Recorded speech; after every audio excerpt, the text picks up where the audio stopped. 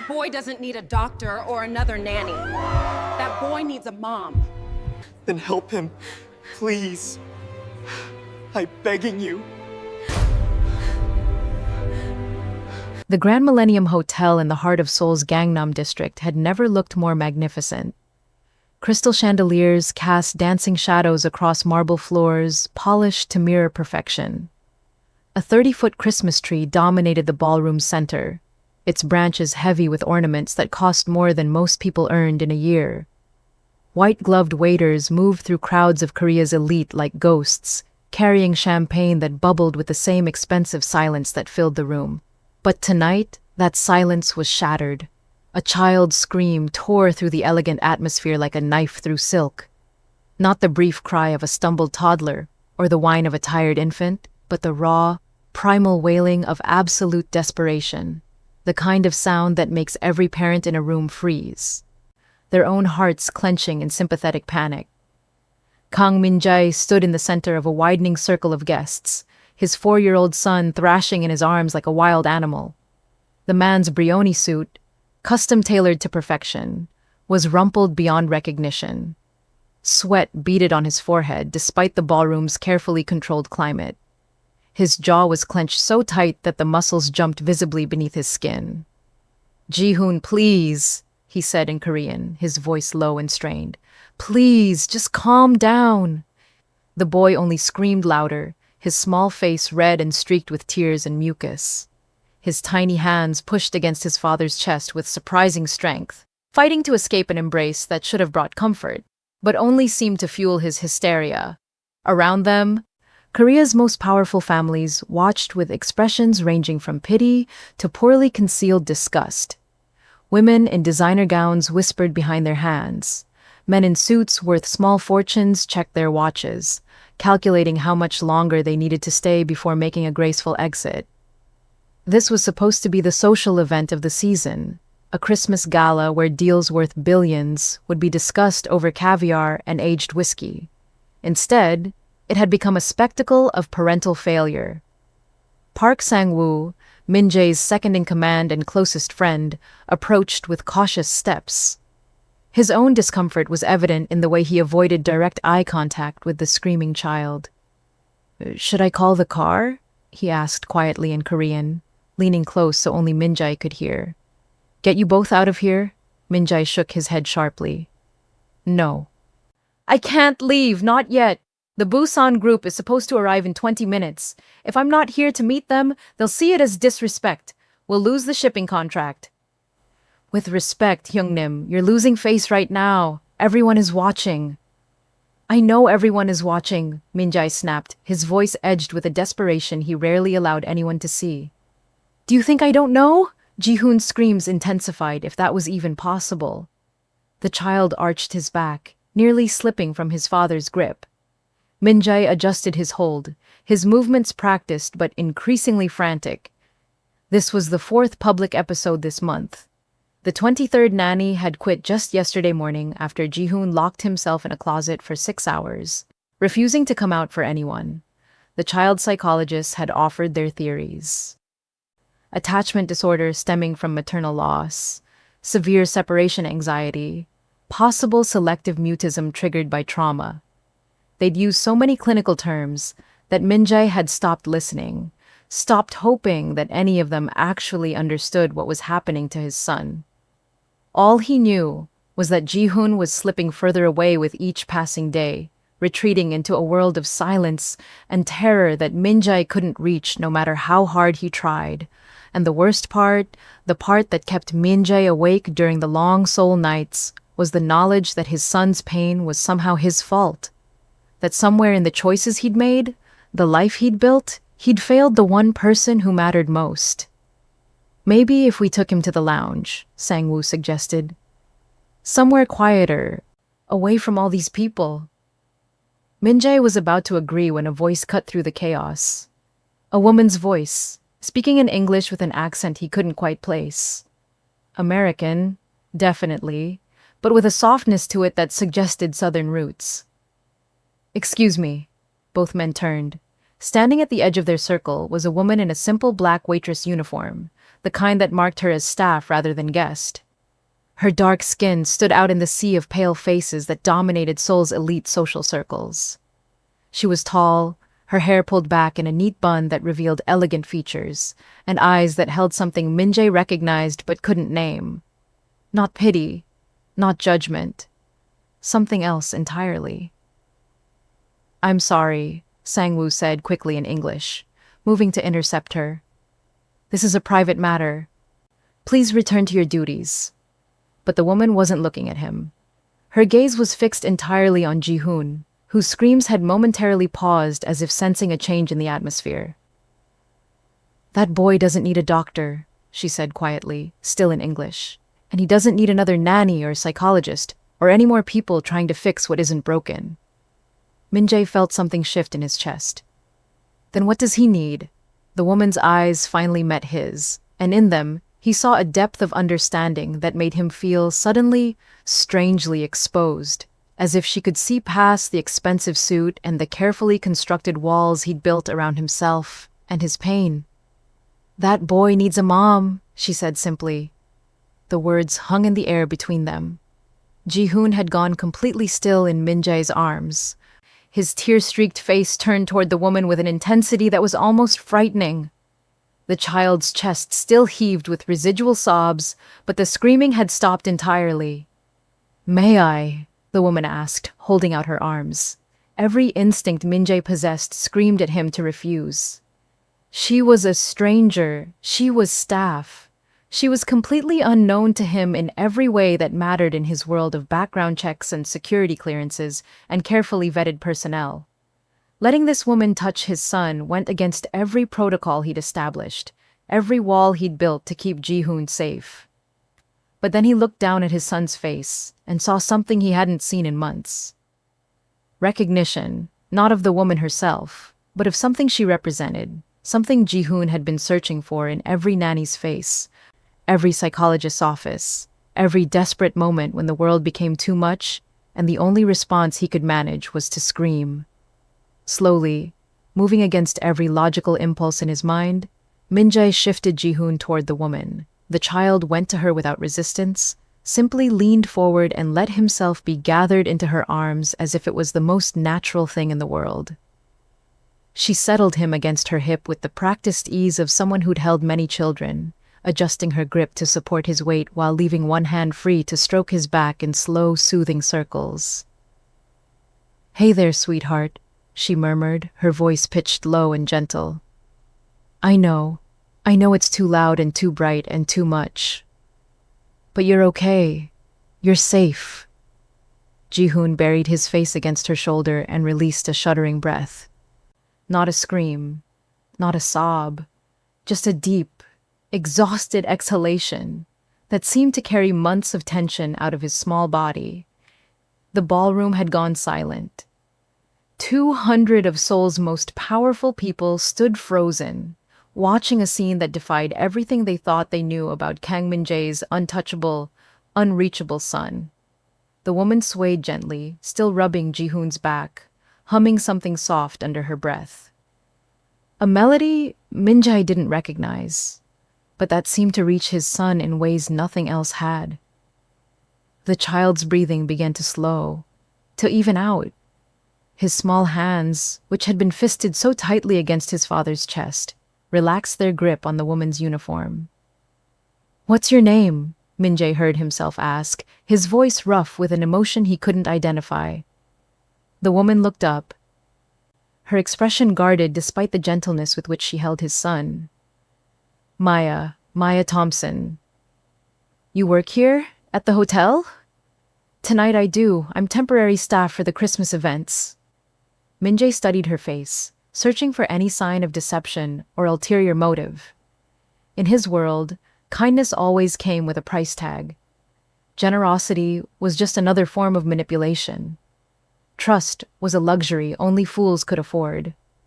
But all he saw in Maya Thompson's eyes was a quiet sadness that somehow mirrored his own.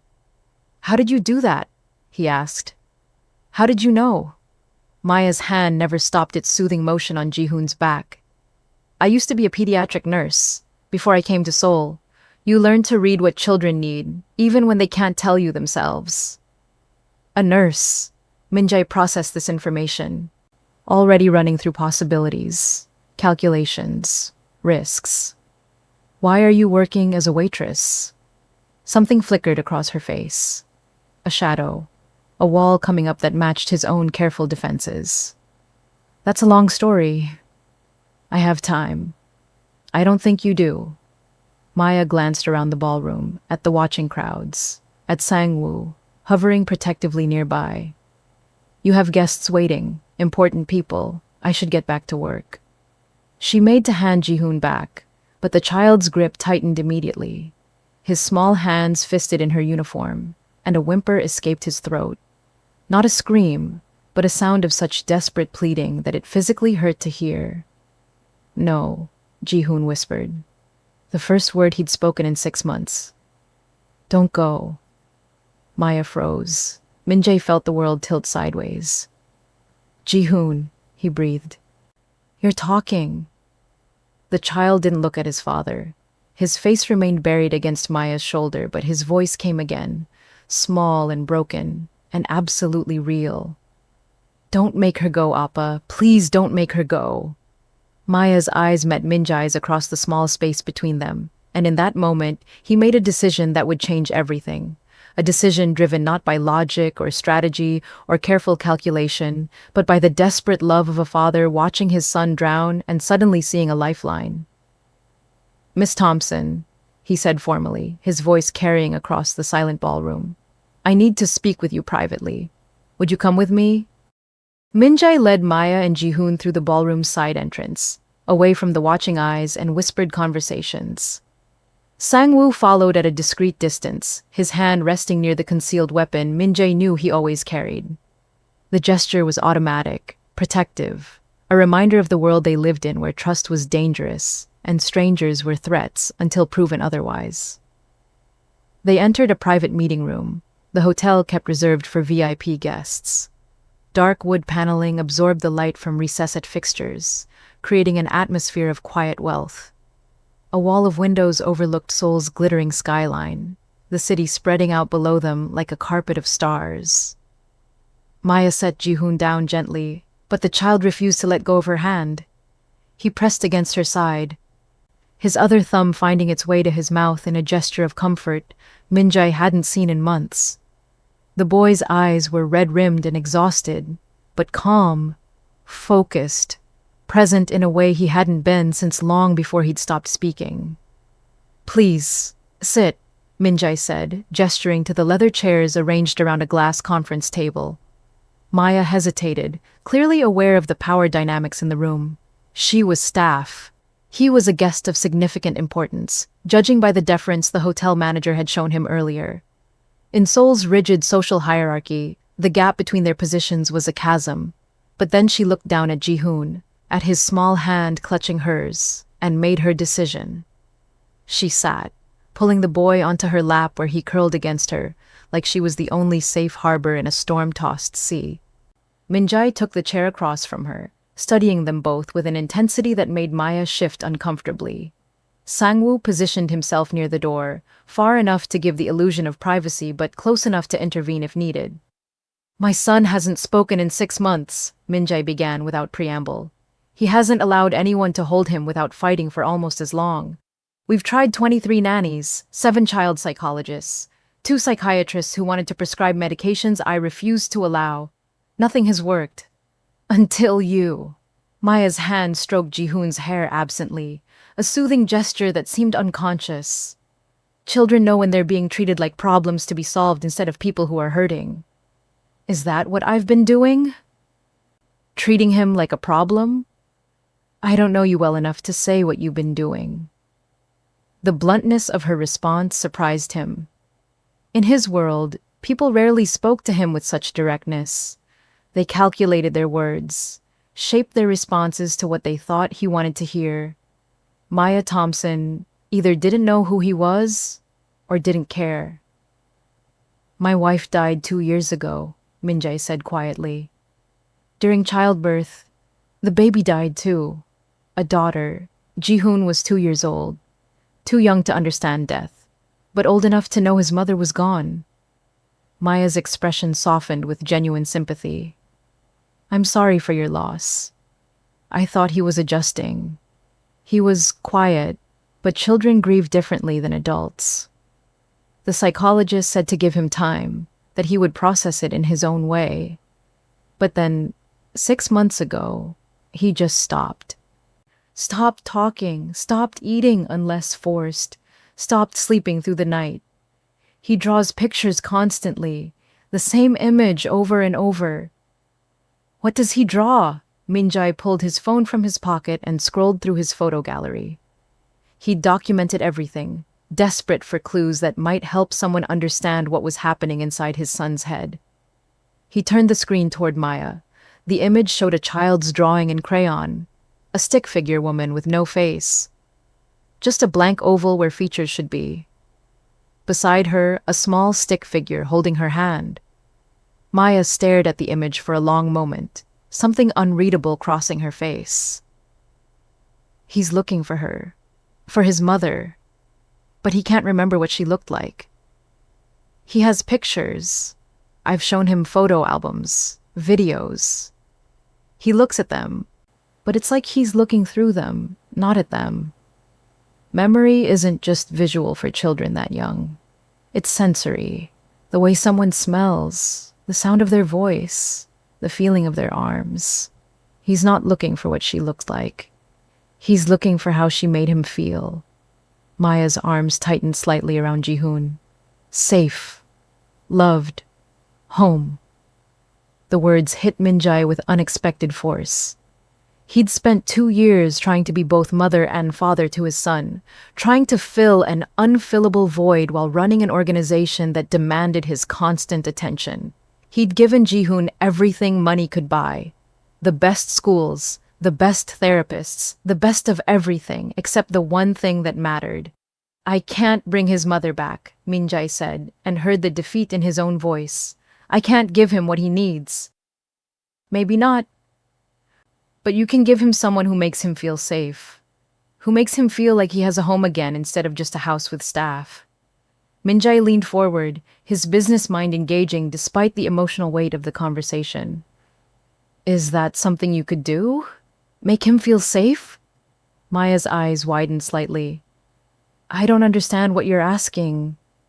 I'm asking if you would consider becoming Jihoon's nanny, living in our home.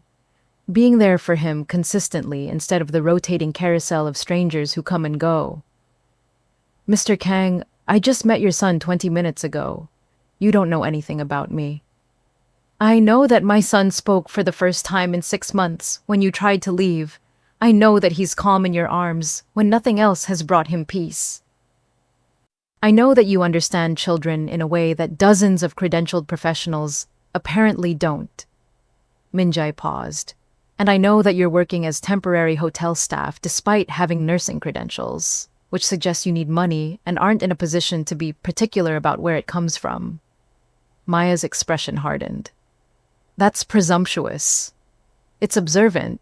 I'm a businessman, Miss Thompson.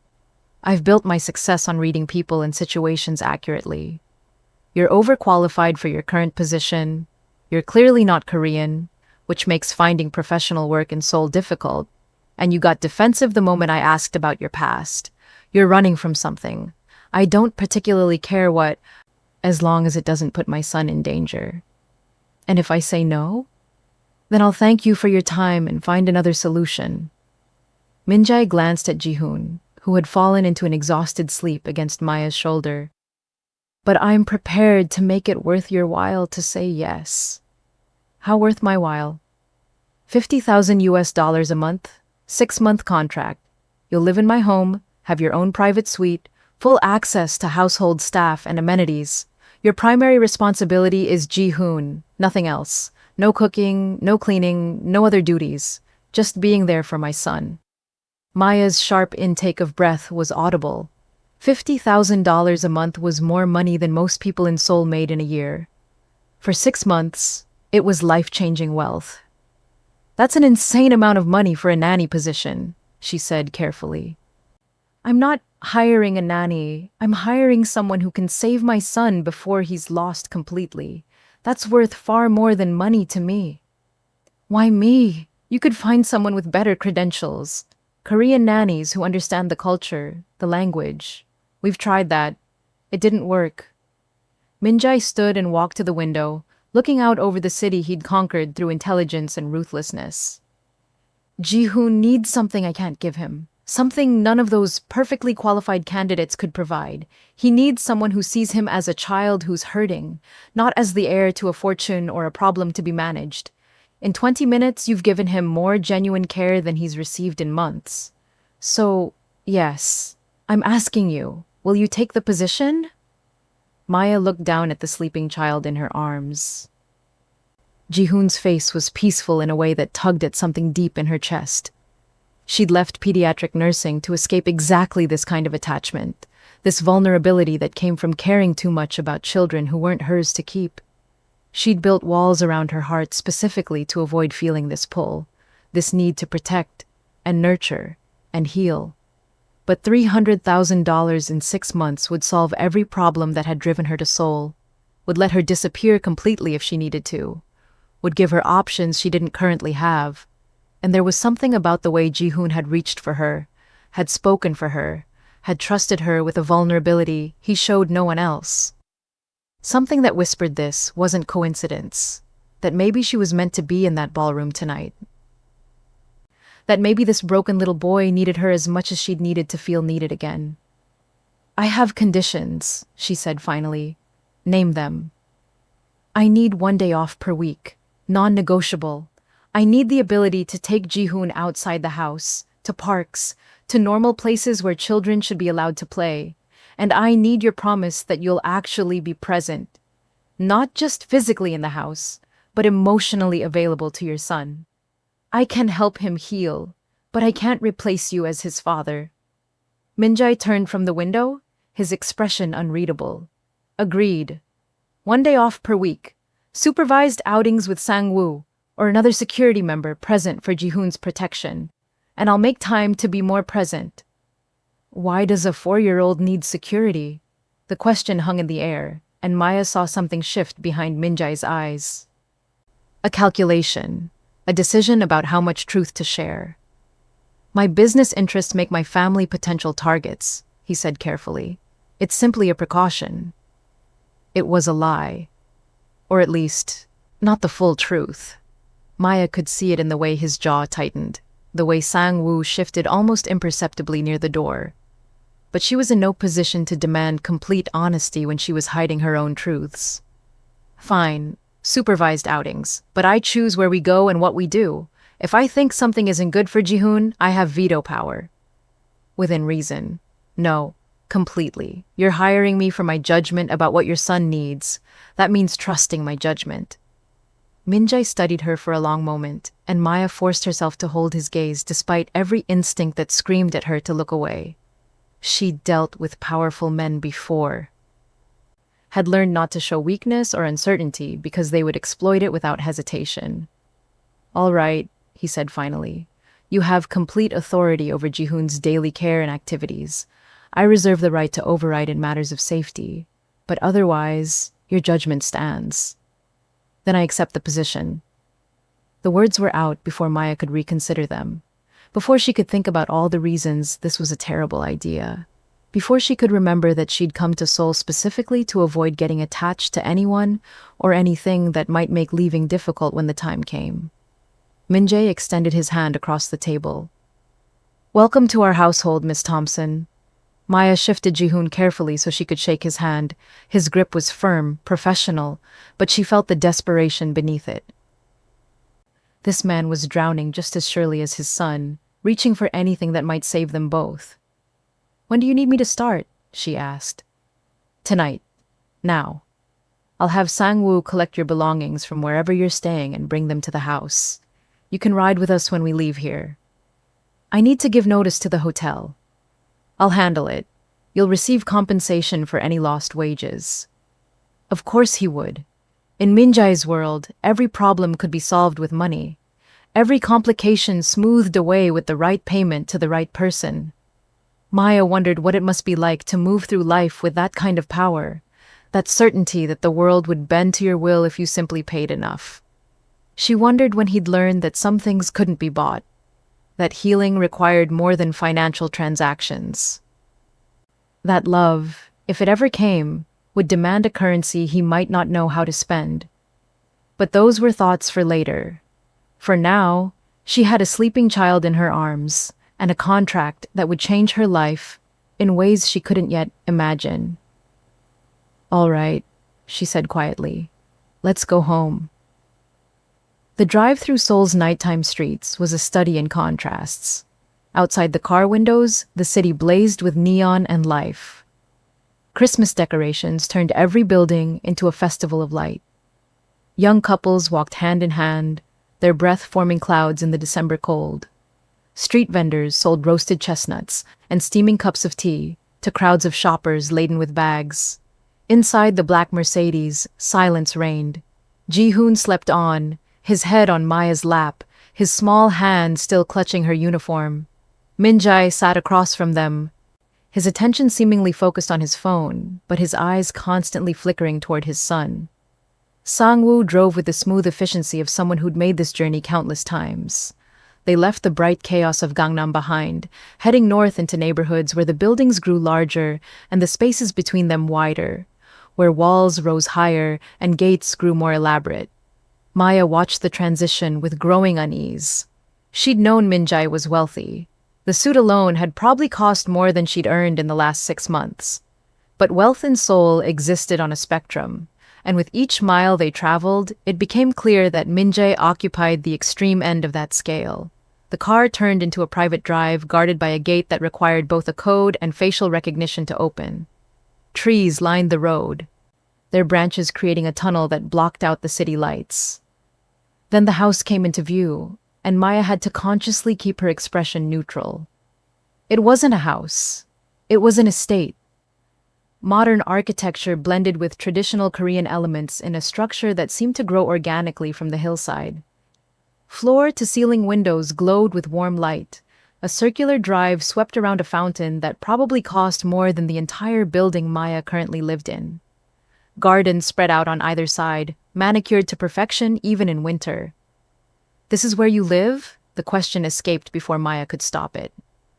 "This is home," Min-jae said simply, as if the distinction mattered. The car stopped at the main entrance. Before Maya could figure out how to extract herself while holding a sleeping child, the door opened and a woman in a housekeeper's uniform appeared. "Welcome home, Sajangnim," she said in Korean, bowing deeply. Her eyes widened slightly when she saw Maya and Ji-hoon, but she kept her expression professionally neutral. "Mrs. Hong, this is Miss Maya Thompson," Min-jae said in English, clearly for Maya's benefit. "She'll be living here as Ji-hoon's new nanny. Please prepare the blue suite on the second floor and ensure she has everything she needs." Mrs. Hong switched smoothly to accented but clear English. "Of course. Welcome, Miss Thompson. I am the head housekeeper. Please, let me know if you require anything." Maya managed to smile despite her growing overwhelm. "Thank you. And please, just Maya is fine." "I'll take him," Min-jae said, reaching for Ji-hoon. But the moment his hands touched his son, Ji-hoon's eyes flew open. For a heartbeat, the child seemed disoriented, struggling to remember where he was. Then his gaze found Maya and he relaxed, his arms reaching for her instinctively. "It's okay," Maya soothed. "We're at your house, sweetheart. We're home." The word tasted strange in her mouth. Home. This wasn't her home, would never be her home. This was a job, a contract, 6 months of her life in exchange for money that would buy her freedom. But Ji-hoon smiled at her, a small, sleepy smile that cracked something in her chest, and Maya realized she'd already made a critical error. She'd already started to care. Min-jae's expression was unreadable as he watched them. "Mrs. Hong will show you to your room. Ji-hoon's room is connected through an adjoining door. He usually wakes several times during the night. But perhaps tonight will be different." "I'll take care of him," Maya promised. "I know you will." Min-jae reached out and gently brushed his son's hair back from his forehead. Sleep well, Adol. I'll see you in the morning. Ji-hoon nodded but didn't let go of Maya. She followed Mrs. Hong into the house, through a foyer that could have fit her entire current apartment twice over, up a sweeping staircase lined with art she suspected was worth more than most people's retirement funds. The blue suite was larger than anywhere Maya had ever lived. A sitting room flowed into a bedroom with a king-sized bed covered in linens that looked impossibly soft. A bathroom visible through an open door featured a soaking tub and a shower with more jets than seemed strictly necessary. Everything was decorated in shades of cream and blue, elegant without being cold, luxurious without being ostentatious. Ji-hoon's room is through here, Mrs. Hong said, opening a door Maya hadn't noticed. It led to a child's bedroom that looked like something from a design magazine, a bed shaped like a race car, shelves lined with toys that appeared barely touched, a reading nook with cushions and books, a desk with art supplies meticulously organized in containers. It was perfect. It was beautiful. It was utterly sterile. Maya carried Ji-hoon to his bed and began the delicate process of removing his formal clothes without waking him fully. She found pajamas in a drawer organized with military precision and managed to get him changed through a combination of gentle maneuvering and whispered reassurances. When she tried to lay him down and step away, his hand shot out and grabbed her wrist. "Stay," he whispered. "Please, stay." Maya looked back at Mrs. Hong, who was watching with an expression that might have been sympathy. "I'll stay until you're asleep," Maya promised. "I'm right next door if you need me." She sat on the edge of his bed, and Ji-hoon curled onto his side, still holding her hand. His breathing slowly deepened, his grip gradually relaxing as sleep reclaimed him. But even when he was fully asleep, Maya didn't leave immediately. She sat in that perfect, sterile room and wondered what she'd gotten herself into, wondered what secrets this house held, wondered who Kang Min-jae really was beneath the expensive suit and careful control, wondered if she'd just made the biggest mistake of her life or stumbled into something that might save them all. Outside the window, Seoul glittered in the distance, beautiful and dangerous and full of possibilities. Maya closed her eyes and made herself a promise. 6 months. She would give this family 6 months, would help this broken child heal, would earn enough money to disappear completely. And then she would leave before anyone got hurt. Before she forgot that love was a luxury she couldn't afford. Before she remembered that some wounds never fully heal, no matter how much money you throw at them. 6 months, she could survive anything for 6 months.